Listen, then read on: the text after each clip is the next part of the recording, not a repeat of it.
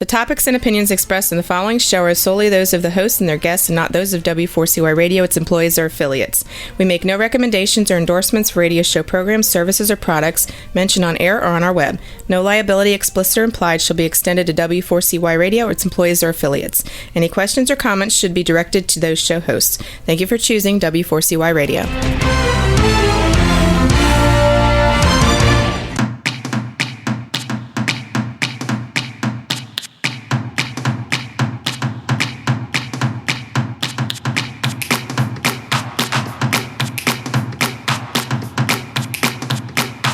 Hello, everyone. Happy Halloween. And we've got a big treat for everyone today. We're going to be talking about how artificial intelligence, AI, machine learning, technology, whole host of other things, candidate experience, are impacting the future of work and the way HR works and hires. We've got another great guest scheduled for you on this, our fifth week of the Geek Skeezers and Googleization show on W4CY.com. And welcome back. I'm your host, Ira Wolf, along with my co-host, Keith Campagna, and our sponsors, JobVite and Success Performance Solutions. You'll hear more about them throughout the show. Remember, while we're recording this show for broadcast, you can also rehear it on iHeartRadio. But we're also live, and our lines are open. You can call us with questions to talk to Keith or me or our guest, Robbie. Today at 561-623-9429. That's 561-623-9429. We'd love to take your questions and hear how we're doing. So let's start out with a quick recap of some interesting things we've read, seen, heard during the week. I'm going to start out with an article I just got this morning from a colleague of mine. I didn't get a chance to pull up my copy of it. It was about Generation Z. And I'm sure that'll fit into today's conversation as well. Keith, you and I keep hearing about the millennials, but 17 million Gen Z are in the workforce today. And just for the record, Gen Z were born around 1997 through, let's say, 2010, 2012. It's a really interesting group that employers really don't understand. They're still trying to figure out millennials after 20 years. They think that anyone under 40 is a millennial, and that's just not so. According to the research, Gen Zs are drinking less. They're not getting driver's licenses, which certainly fits into autonomous vehicles and the direction the market trends where we're going to ride share. And they're not having sex as often. So I mean, we can have a whole other discussion about that, but we'll save that for another day. But the article goes on to describe them more like, I don't think this was great. It goes on to say they're more like the children of the 1930s. So that would be my parents, probably your grandparents or maybe great-grandparents. And they ask you to imagine if the children of the 1930s had learned to think, learn, and communicate while attached to a smartphone. So imagine, I imagine my mother. Now, she has a mobile phone. She's still alive. She just had her 95th birthday. But, she refuses to have a smartphone. But if I gave her a smartphone, she'd have a similar attitude to the Gen Z, or Gen Z has a similar attitude to them. So we need to look for, hopefully we'll have a guest soon who can talk about more about Gen Z. Well, as a matter of fact, I think we might have one coming up soon. He's an entrepreneur, college student, Seton Hall right now. I think he was born in the range of Generation Z, so I'm sure we'll have some good tidbits from that one. But I really see this as a true reflection of that first generation that has purely come up with phones in their hands. And I see a lot of there's two things going on there, right? There's almost a advancement of technology literally being integrated into everyone's daily routine. And then the other side is the dehumanization element that is, could be philosophically speaking, at least, being what's taking away by this injection of technology. I mean, the idea that you don't necessarily need to drive might represent the idea that they're staying at home more often than not, and maybe staying online. What was it, 10, 15 years ago, we talked about how teenagers were growing up with two different personalities, their online personality and their interpersonal relationship personality. So I'm not surprised by any of that. I am trying to wrap my head around how a Gen Z could be compared to a 1930s era child. But you go back. Tricky. I mean, they lived. They were between wars. The economy was, that was the Great Depression, and certainly the Gen Z, 2008 to 2012. They those born, but those born earlier than that experienced, probably the second greatest economic collapse the country's experienced. So that would be part of that. Mm-hmm. But there's, the article goes into a lot more, but it's a fascinating comparison. And in line with that, I'm actually writing an article. I write for a Cornerstone's Rework blog, and I think you knew that. Mm-hmm. And they said, hey, can you write an article about companies that aren't requiring college degrees? And I mean, that's a whole other thing. If anybody has any comments, I'm still writing it. So send me your comments or about that. But they talked about how some companies, and they gave the example of LinkedIn and Intuit, have eased the requirements for certain hires. And again, most of these things I'm finding are more in technology jobs than any other thing. But they're realizing that some really smart young people, which targets the younger millennials and Gen Z, just can't afford to go to a 4-year school and get the degrees that they need. And so, one of the suggestions, a friend of mine said, why don't companies follow the leads of universities in which they give credit for military experience or other life experiences? There's a lot going on with that. So stay tuned. I'm doing the research on it. The article should be out in a couple weeks.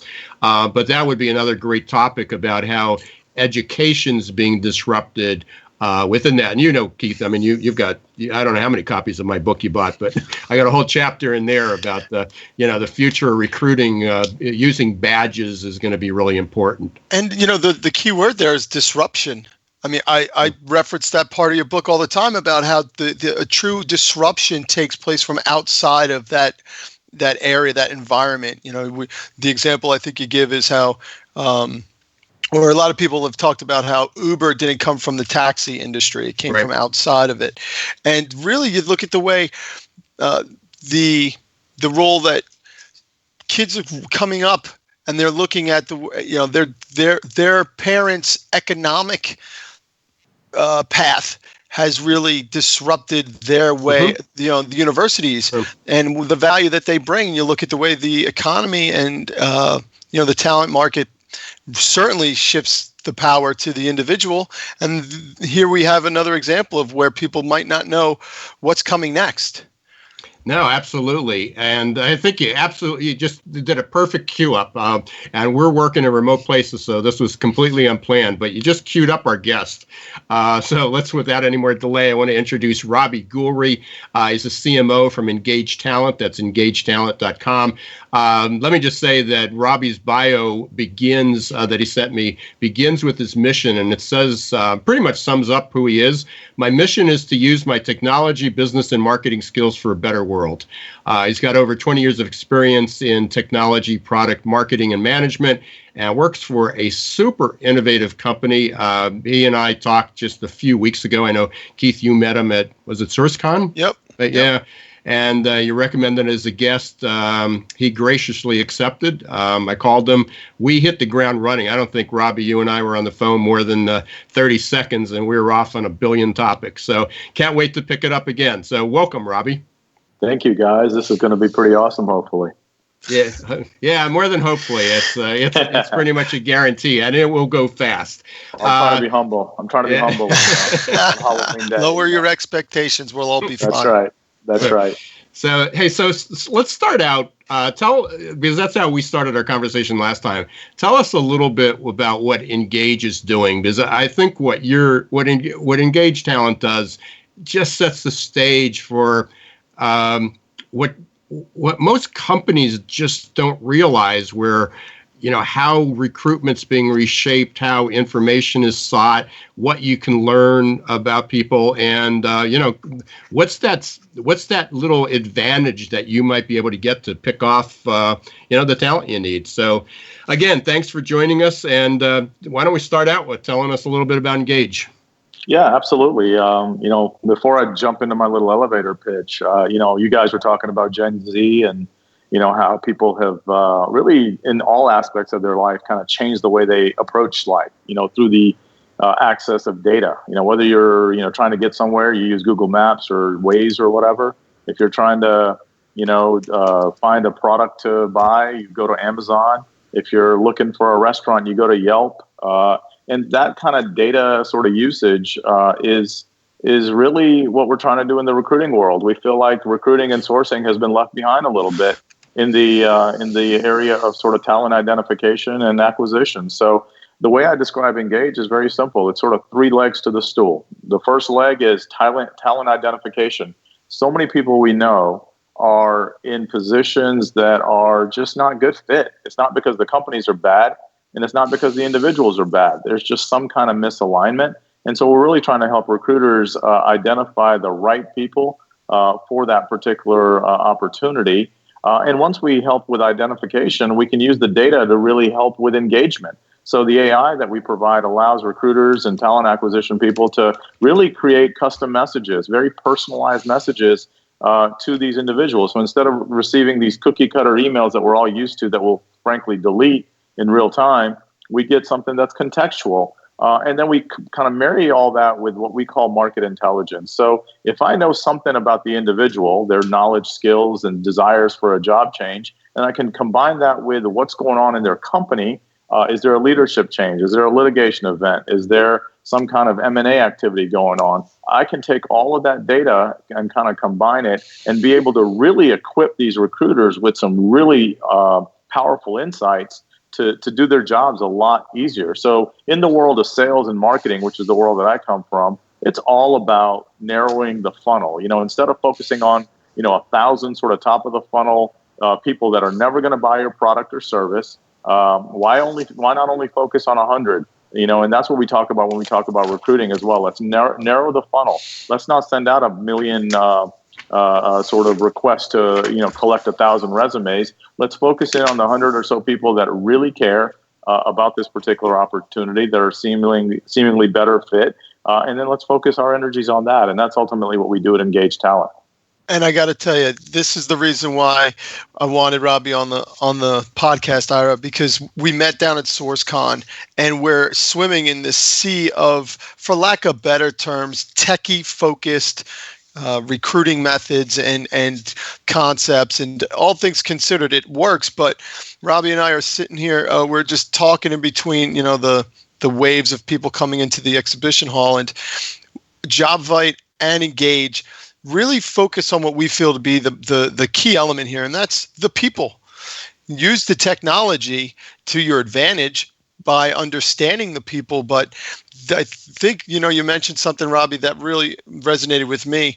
It seems like talent acquisition and recruiting teams have been left behind in terms of getting progressive software that actually gives them the capability of finding the very important people that each company needs to lead the company.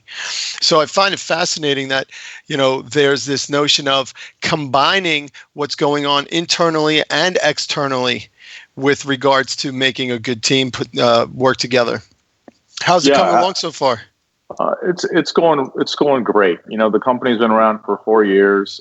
We've got a couple of hundred customers that we're really doing some interesting work for, and we focus our energies primarily on executive search firms and larger sort of enterprises that have talent acquisition teams that are looking for not only today but what's going to happen tomorrow.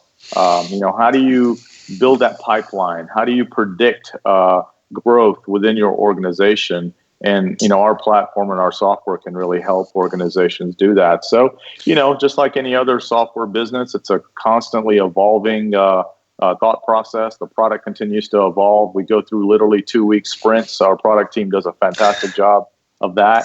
And then from our product and kind of marketing and market alignment standpoint, we're really trying to, you just said it, Keith, I love what you said. You said, what I, is focus in on the individual, and things will happen. And that's what we try to do. We try to tell stories. With our content on our website, we try to resonate with, the audiences that we're trying to communicate with on a day-to-day basis. And, overall, it's been a pretty exciting, last year for me here. And I think 2019 is going to be even more exciting. So, Robbie, when you and I talked just a few weeks ago, we talked about an exam, and we're coming up against the break here, so this is going to just tee it up for the next segment. But you said, if I'm working in a company, I may not be interested in moving on right now, but my VP, my boss, my CEO, there's news of merger and acquisition of my company that maybe I wasn't interested last month, but because of that new news, I might be interested now to talk to a recruiter, maybe moving on. And we're going to pick up that conversation as soon as we get back. You're listening to the Geeks, Geezers, and Googlization Show. Our guest today is Robby Gulri from Engage Talent, and we'll be right back.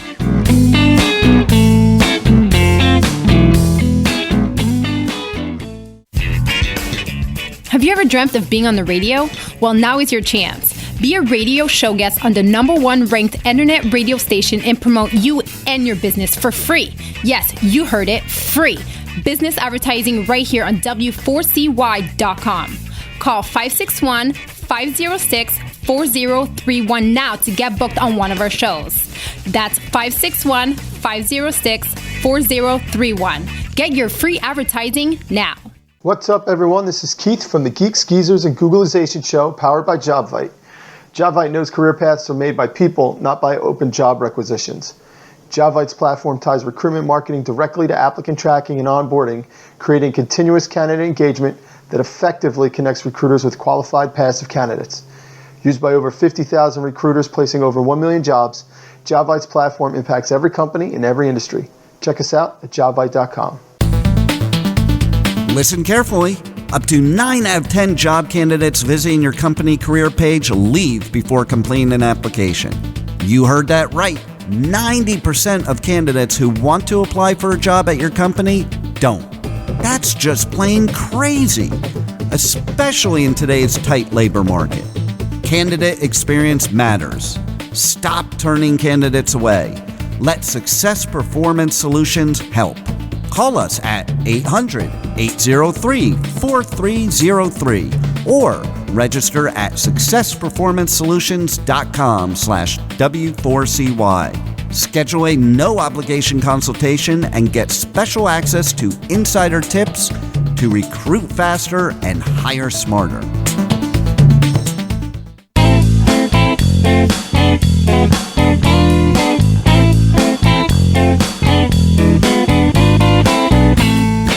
Welcome back to the Geeks, Geezers, and Googlization Show. I'm your host, Ira Wolf, with my co-host, Keith Campagna, with our special guest today, Robby Gulri from Engage Talent.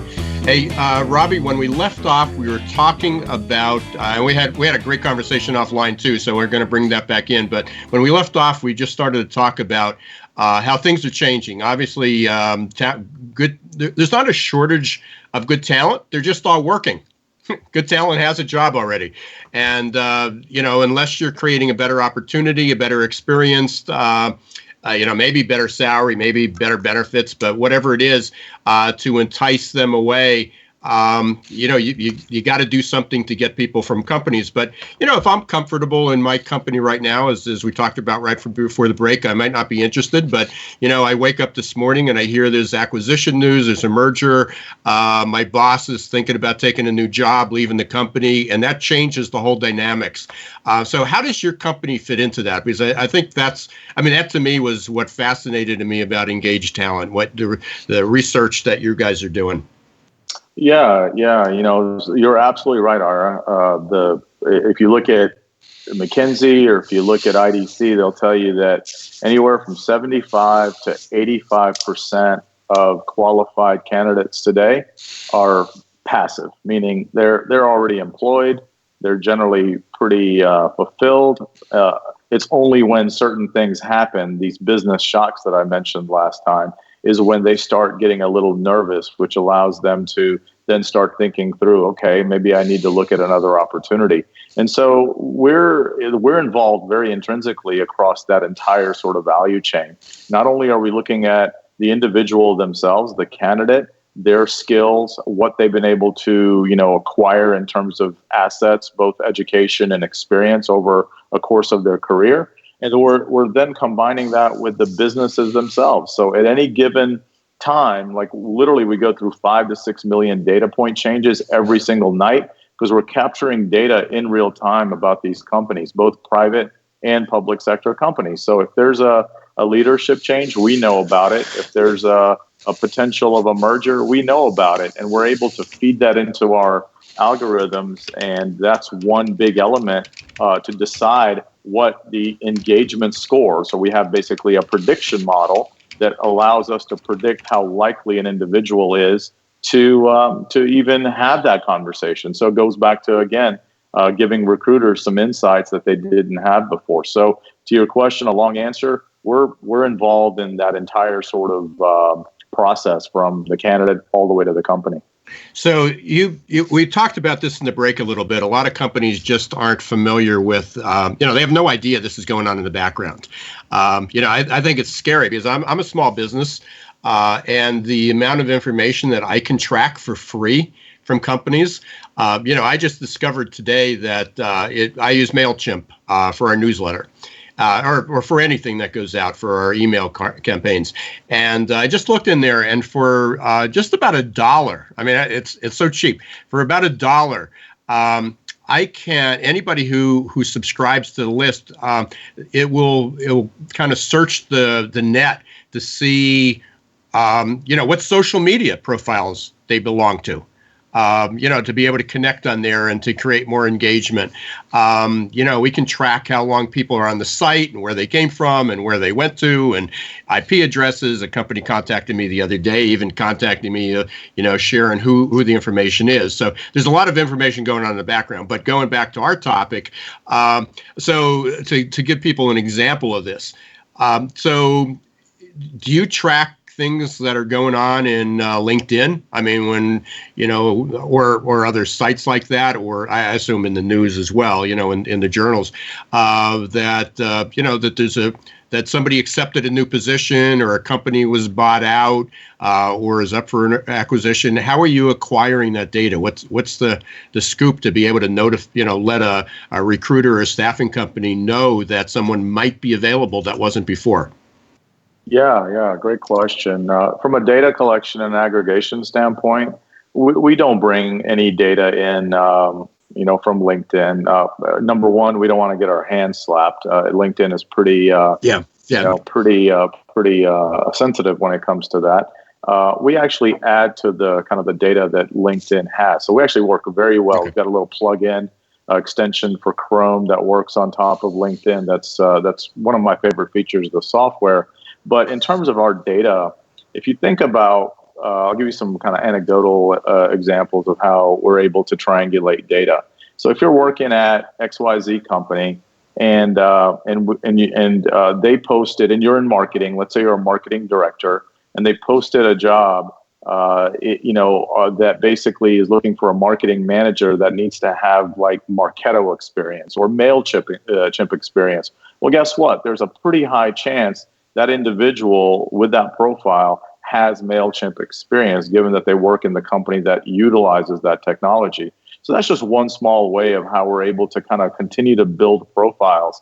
And then some of the other data elements that we use are public domain data. We're able to look at people's individual profiles across public records and kind of marry that with their sort of personal and professional sort of history to come up with a much more holistic view of that particular candidate. And so if you kind of look at holistically between the candidate to the business, we're looking at, almost got over 30,000 sources of data, anywhere from the local Marietta Journal. Marietta is a small little suburb here in Atlanta, all the way up to the New York Times or the Washington Post. And we're able to sort of just continue to build, upon that layer of data. This is sort of a real world talent recruiting kind of application for big data. Yeah, and by the way, I didn't want to make you think that you broke into you hacked LinkedIn's database before. Yeah, no. I did mean to infer that you were scraping the data, Right. the public data, Right. from that. And it's funny you say that, because I'm sitting here thinking the three of us have something in common here, in that we're all agents of change, and we're all out there promoting an idea that's somewhat futuristic at its base, because a lot of these companies are so busy keeping up with their daily activities that Robbie, you mentioned how some people come in and they didn't even know that Engage is out there for them. But Engage Talent exists because of a problem that exists today. So I'm curious, what kind of feedback are you getting from the audience in general about this use of technology? Here it is, it's Halloween. We certainly don't want to spook too many people, but AI is a very realistic thing. Depending on who you listen to, we're already living among AI. So what are you seeing from different companies in terms of their response to this? Are they just too busy that they can't pay attention to it, or are they just spooked? Yeah, I think it's a combination of a lot of things. It's funny, before I kind of got into this world, my assumption, and I should learn in my old age to not assume, because what they say about assumptions. But I assumed that the recruiting firms and the staffing agencies and the executive search firms were maybe behind in terms of their understanding and their sort of a general approach to data and AI versus the corporates, the larger companies. And what I found is actually it's the exact opposite. Recruiting firms, they get it. They've been listening for a while. They understand that, wow, there's a better way and a more efficient way to use data to be able to get to the right candidate kind of at the right time with that right message, as we like to say. When I start talking to the corporates, sometimes I just get like, deer in headlights kind of perspective. But often I'll really, after we're able to kind of explain how we're able to aggregate and use this data for the greater good, they really start looking at how that can be applied within their organization. So after I get past the educational sort of process, they're able to look at, wow, you mean to tell me that I can look at my competitor? So if I'm AT&T, I can look at what's going on at Verizon. Or if I'm, Home Depot, I can look at what's going on at Lowe's and see within kind of a talent mapping kind of a world, which business unit within the organization is really being affected by talent retention. And so what we do is we keep talent retention predictions for every single company that's in the system. And we have almost 14 million businesses in the system today in our platform. And we're able to basically predict how likely that company is to be able to retain, their talent. And for the larger companies, this is such an essential element in terms of not only current sort of stance in the market, but how they're planning on recruiting the Gen Zs and beyond of the world. Sure. Yeah, it sounds like it's a need to have in the not too distant future. 100%. We think so. Yeah, we think so. So this is probably to both of you, but you talked a lot about how companies need to approach people better, look at narrow the funnel or change what the funnel looks like. When we first talked, you mentioned something about the 10-year-old daughter litmus test for marketing and recruiting. What's that about, Robbie? Yeah, I mean, I kind of approach my day-to-day based on. She's 11 now, by the way, so I guess I should change that. Things do change fast, right? Yeah. So when I speak at conferences or when I write a paper or put up a blog entry of some kind, I always look to myself and say, okay, can I explain this to my 10-year-old, now my 11-year-old, in a way that she's a very smart girl, but again, she's only been on this planet for 10 years. So how do I explain it and sort of educate the market in a way that, is easy to digest? So I use that test all the time for my sort of personal, marketing sort of activities. But I think more importantly, the litmus test also applies for, the candidate experience side of the house. I mean, we as consumers, whatever our favorite brand is, we expect our our brand to be able to deliver that experience in a way that we want. So if you're buying, I don't know, glasses from Warby Parker, or if you're buying something from Amazon, you expect now the experience to be absolutely rock solid. And it's ironic in a way how companies approach, and I think things are changing as well very rapidly, the candidate experience. Because we're candidates of jobs, but we're really consumers as well. If we get a good experience at the candidate side as we're applying through the process of a particular position inside a company, even if we don't get hired, we feel good about the company. But if we have a bad experience, nobody ever talks to us, gives us zero feedback, no transparency, none of that really helps us in terms of our perception of that particular brand. So it goes back to the litmus test. If you're putting a process or systems or technology or AI in play, well, think through first how that's going to impact the candidate throughout the entire life cycle, between the time they even hear about you on either a job post or a social media link, all the way through the actual, offer process. And I think if you kind of look at it from that perspective and simplify and continue to be transparent, it just makes a lot of sense. So, Rob, we're going to take another quick break here for everyone. And when we come back, we're going to talk a little bit more about outbound marketing and how recruiting and marketing automation changed in the last 5 years and where it's going. So you're listening to the Geeks, Geezers, and Googlization show with our guest, Robby Gulri from Engage Talent. We're talking about recruiting, marketing, technology, the future of work. We'll be right back.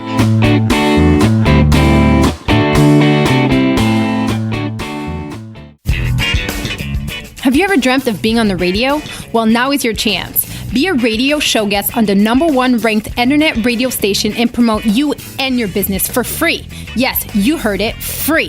Business advertising right here on W4CY.com. Call 561-506-4031 now to get booked on one of our shows. That's 561-506-4031. Get your free advertising now. What's up, everyone? This is Keith from the Geeks, Geezers, and Googlization show powered by JobVite. JobVite knows career paths are made by people, not by open job requisitions. JobVite's platform ties recruitment marketing directly to applicant tracking and onboarding, creating continuous candidate engagement that effectively connects recruiters with qualified passive candidates. Used by over 50,000 recruiters placing over 1 million jobs, JobVite's platform impacts every company in every industry. Check us out at jobvite.com. Listen carefully. Up to 9 out of 10 job candidates visiting your company career page leave before completing an application. You heard that right. 90% of candidates who want to apply for a job at your company don't. That's just plain crazy, especially in today's tight labor market. Candidate experience matters. Stop turning candidates away. Let Success Performance Solutions help. Call us at 800-803-4303 or register at successperformancesolutions.com/W4CY. Schedule a no-obligation consultation and get special access to insider tips to recruit faster and hire smarter.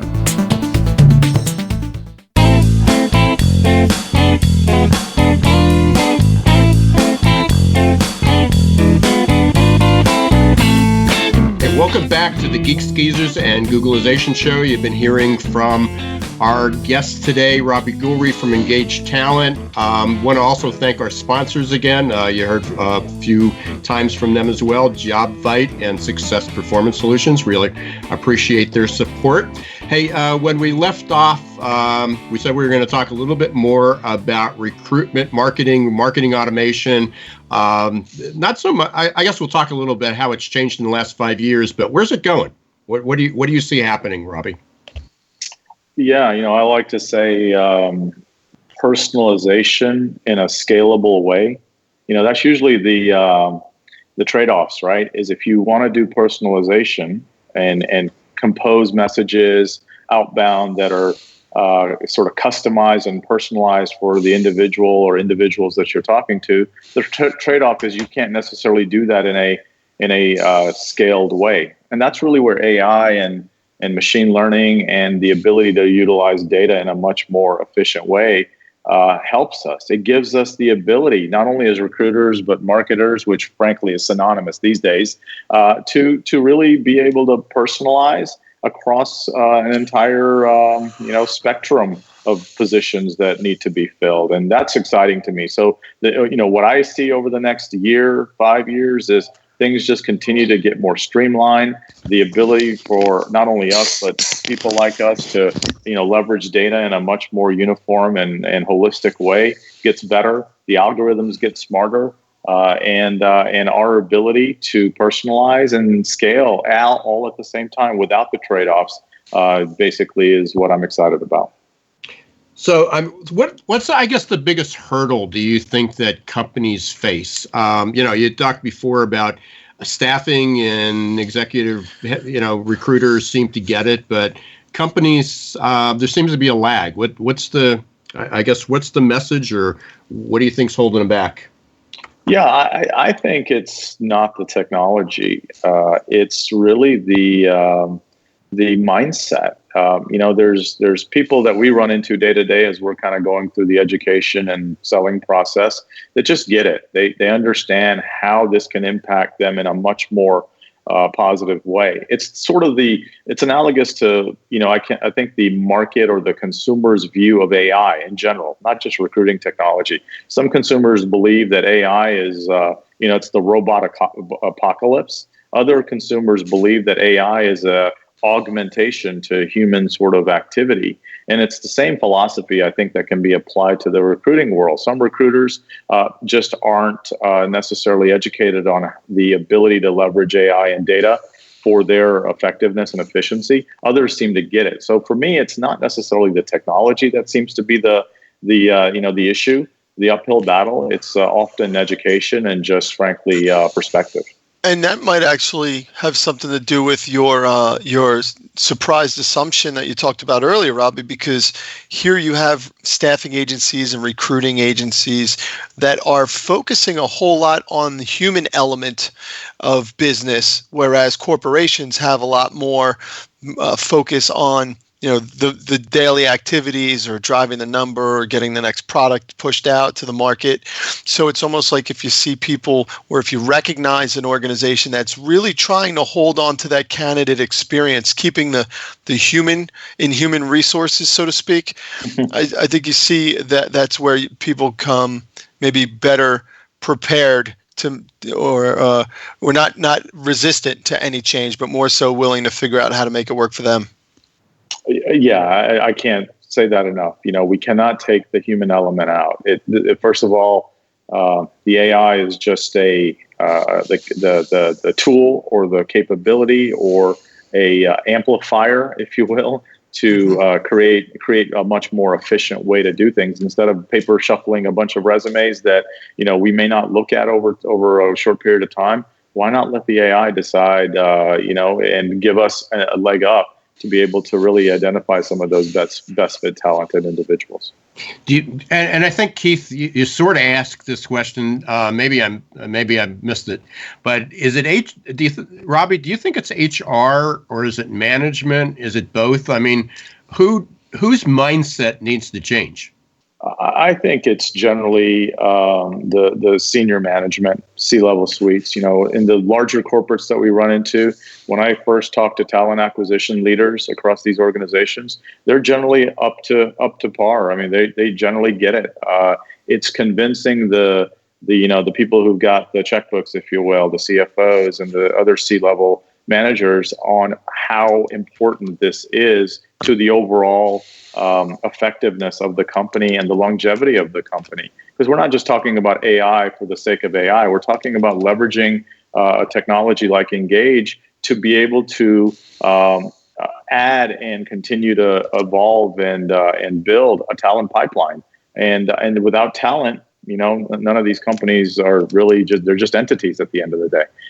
So as much as the C-levels talk about the war for talent is real and how 50% of global CEOs today, in fact, I saw this number just a couple of days ago, 50% of global CEOs, not just in the US, basically say that talent is their number one issue, especially as the markets are evolving so rapidly. And the McKinsey study shows the rate of change is at 3,000x, is trying to find these people that are really going to be able to react with the dynamic sort of nature of business. Yet the same C-levels who state this aren't the ones who are necessarily funding the right technology and the processes and the applications to really to really make this happen.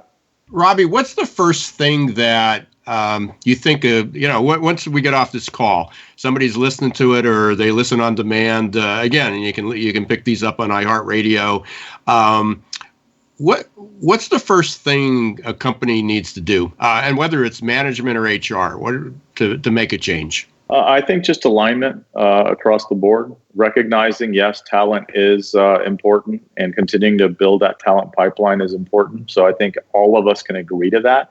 But then the tactical and the more strategic way of going about that probably needs to be more aligned. So what does that mean kind of in tactics? It means that, really educating themselves with the help of, companies like us and others on how technology can really help with that talent sort of gap, be able to identify the right talent at the right time, be able to engage them, and AI can help with all of those. And then obviously combine that with all the sort of, market intelligence that we provide. So if you're talking about candidate, it's really what we're talking about is candidate experience, right? Make sure you keep the candidate in mind and use technology to make that whole process and onboarding and retention and so on and so forth as efficient as it can be.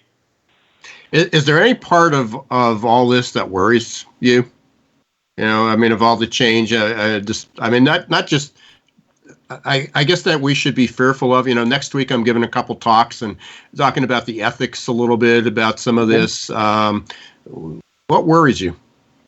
Yeah, we constantly get questioned on, is GDPR, which is a European regulation today, happening in America? And yeah, I think soon we're going to see a U.S.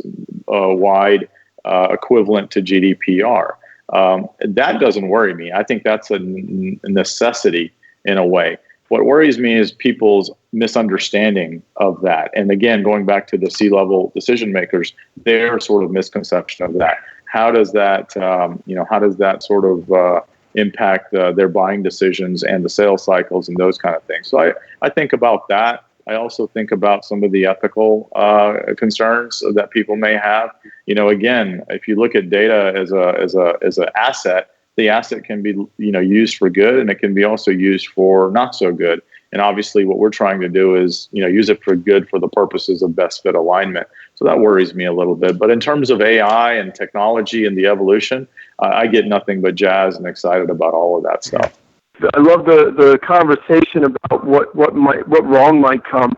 I think that where it's the human element of artificial intelligence is so concerned about what can go wrong that I think more often than not people are going to miss the opportunity of using the technology the correct way so that they could actually improve their lot in their company or maybe even their lot in life. I just think that there's a middle way here, and I agree with Robbie there. I don't think there's much to be afraid about. Yeah, there's some great books. I'll be sharing some of it. Again, I'm going to be talking about this next week, not on the show, or maybe we'll talk about it on the show a little bit. But there's a lot more to come on what the future looks like and the fear factors. Hey, Robbie, I told you before this was going to move fast. We'd be out of time quick, and we'd have a lot of fun. So I really appreciate you taking some time out of your day to talk with us. How can listeners reach out to you? I'm sure, again, I think you got a fascinating company and you got a great perspective. So if anybody wants to reach out to you direct, how do they do that? Yeah, absolutely. I'm open all the time. I'm in the East Coast, so reach out. Email is one way. It's Robby.Gulri, and I think in the show notes you'll get the spelling to my last name, but it's Gulri, Robbie, Robby, at engagetalent.com. Check out our website at engagetalent.com. And then I'm on LinkedIn. I'm very active. I'm constantly posting some things. And so LinkedIn, it's just Robby Gulri. You'll be me and my cousin, who's also named Robby Gulri in India, but you won't get it confused. And then Derek Zeller, who's one of my colleagues, and I are doing a podcast ourselves. We call it the Masters of Modern Recruiting, and look for that on iTunes or Google Play or whatever, and you'll get a chance to, directly interface with us. But be happy to hear from you. Love to get some feedback, not only on this show, but any of the other things that you may be thinking about or hearing about. No, and I appreciate that. I'm glad you brought it up. You brought me up, and you introduced me to Derek. Derek and I had a great conversation just a few weeks ago, and again, it was mostly about AI. And I loved his comment of that he's the guy with the tinfoil hat. And I think after our conversation, he thought he needed to guard himself a little bit more. But that was fun. So I really appreciate that. Yeah, absolutely. Listen to the podcast. I think my episode will be on sometime in November, but we'll keep. Yeah, in a week. I promise. Okay, perfect. No worries. Got enough stuff coming out of here. So again, hey, Robbie, thanks very much. I really appreciate it. We've just got a few more minutes to go before closing out. A couple announcements here, and we'll kind of get a couple closing comments from Keith as well. I've mentioned a few times over the last few weeks that my Google for Jobs video course was in the works. I know a lot of people are struggling trying to figure out why aren't my jobs showing up in Google for Jobs. They changed the algorithms, and again, that's why somebody coined me the Google guy this week, because I seem to be the guy that's a little ahead of that. But it's now ready to accept students. It's a series of 6 videos, less than 30 minutes total, so pretty quick and easy. Walks you through what Google for Jobs is, why every company's got to figure out how to use it, because many companies don't realize that their jobs aren't getting posted into Google for Jobs if they're only using Indeed. There's a coupon up on the site. You get an 82% discount. If you go to it, you can go to www.successperformancesolutions.com as well. Stay tuned for that. If you can't get that, just email me or leave a comment. If you're not interested in the course, I send out a weekly newsletter with updates and tips and trends. We'll be doing a rehash on today's episode. This episode will also be posted up on my site as well, so you'll be able to get it there. Next week's show should be as interesting as all of the other ones we've had. We got another great guest, Andre, is it Boulay? Keith? Is that Boulay, yes. Yeah, Andre Boulay from JobVite. I know you know Andre. What's Andre going to be talking about? Andre's going to be talking about almost the extension of the conversation where we left it today, and that is the business world needs to start treating their potential new hires like their sales teams start treating potential new clients, and that has everything to do with the way that you market to the masses.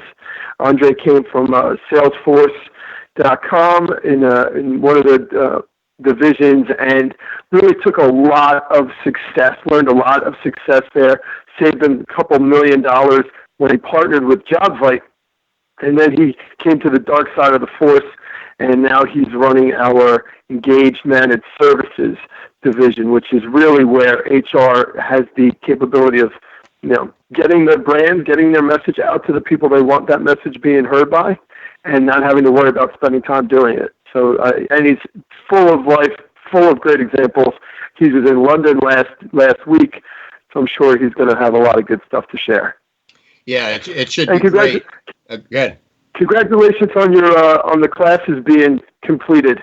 I know from all the seminars we've been to, a lot of people are scratching their head on how to get through this new Google Jobs change, and I'm sure it'll add value. So congrats. And it's changing again. Yeah, there's a couple other announcements coming out, and we may have a big solution for everybody, so stay tuned.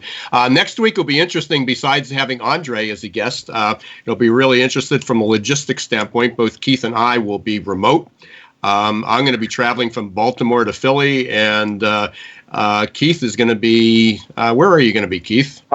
I'm going to be down at the Ultimate Software HR Tech Conference down in Tyson Corner, Virginia. And what I am going to do is make sure I shut off all the other programs in my computer before I come onto the show. Yeah, but it'll be interesting. You're in charge. Yeah, no, we'll be good to go. Good to go. So appreciate that. And finally, by the time we're on the air next week, the election will be over. I guess that'll be good, depending on whose side you're on. It's really a pivot point, everyone. And I don't want to turn this into a political discussion other than to say, please make sure you vote next week, November 6th. Keith and I just want to thank everyone who's been listening. We want to thank Robby Gulri for being our guest. If you have any comments or questions, email me at iwolf@super-solutions.com. That's IWOLFE at super-solutions.com. You connect with both Keith and me on LinkedIn. Keith, any final words? No, I just think I want to thank Robbie for coming out here. A great conversation, as it's always been since we met. Love the energy that you bring to the message, and super grateful that you're on the show. I'm sure we'll cross paths again soon.